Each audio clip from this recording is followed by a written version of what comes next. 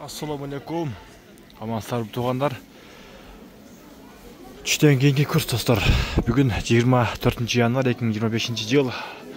Барыңыздарға жұма күніңіздер мұбарак болсын. Түштен кейін дағы біраз рубльда жылыш бар. Жана 87 әлемі азыр болса банк Азия банкта 87 жарым болып тұр. Сатып алып болса 90 сом. Доллар 87.30, әлем евро 90 сом 90 тиын, қазақ теңгесі осы 0,117 екен достар.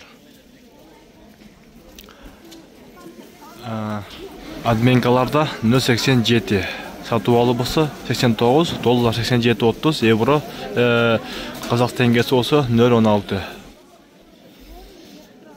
Доскерада банкта 87 сатып алып болса 89 жарым, доллар 87.30, евро 90 сом 90 тиын, қазақ теңгесі болса 0,117.